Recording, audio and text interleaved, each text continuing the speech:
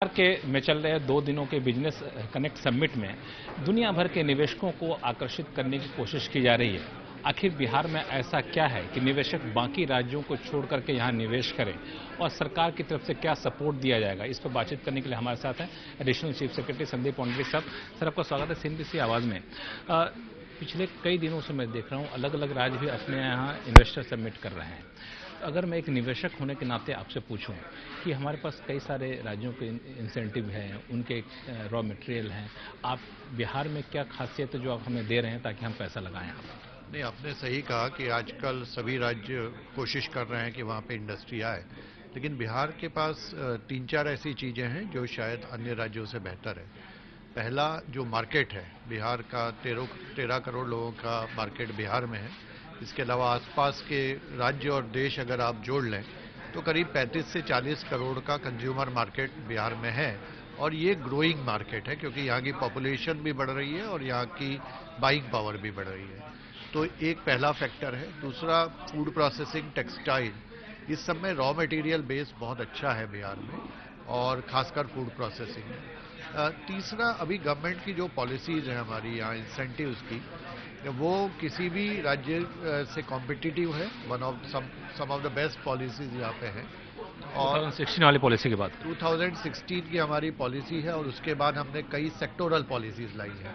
जैसे हमने textile leather के लिए एडिशनल इंसेंटिव दिए हैं, हमने लॉजिस्टिक्स के लिए एडिशनल दिए हैं, हमने कंप्रेस बायोगैस और बायोफ्यूल के लिए अलग इंसेंटिव दिए हैं, और अब हम टूरिज्म और आईटी के लिए भी अलग पॉलिसीज लाने वाले हैं बहुत जल्दी। तो हमारी पॉलिसीज बहुत अच्छी है। और एक यूनिक फीचर जो बिहार अभी दे रहा है वो है प्लग एंड प्ले इंफ्रास्ट्रक्चर, जो मेरी जानकारी में कोई और राज्य नहीं दे रहा है।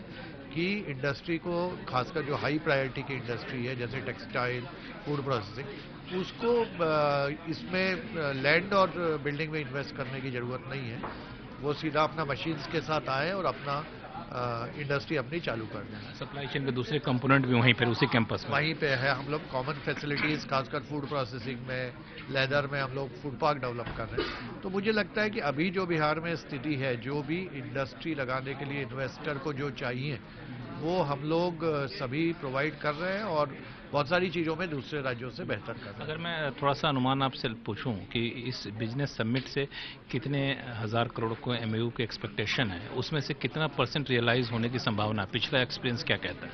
देखिए, हम लोग ये इन्वेस्टर समिट बहुत सालों बाद कर रहे हैं, तो मैं पिछला एक्सपीरियंस तो नहीं कहूँगा, लेकिन अभी हमारे लगभग 35 to 40,000 करोड़ के एमओयू कल हम एक्सपेक्ट कर रहे हैं। कुछ एमओयूज अभी हमारे आज भी साइन हुए हैं जो सेक्टोरल सेशंस में हैं।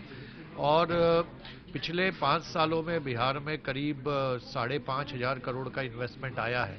लेकिन मुझे उम्मीद है कि इस इन्वेस्टर समिट और इससे होने वाली जानकारी के कारण ये राशि काफ़ी बढ़ेगी और इसमें काफ़ी बढ़ोतरी है। 2 चैलेंजेस मुझे दिख रहे हैं। एक, ईज ऑफ डूइंग बिजनेस की रैंकिंग में बिहार अभी बाकी राज्यों के मुकाबले काफ़ी कम है। दूसरा कि हम इंफ्रास्ट्रक्चर, कैपिटल एक्सपेंडिचर करने में कितने सक्षम हैं, क्योंकि हमारा अपना जो बिहार का टैक्स कलेक्शन है, टोटल टैक्स कलेक्शन के हिसाब से रेशियो भी काफ़ी कम है। देखिए, पहला जो आपने कहा ईज ऑफ डूइंग बिजनेस, तो आप ये सही कह रहे हैं कि 2 साल पहले हम लोग कम थे।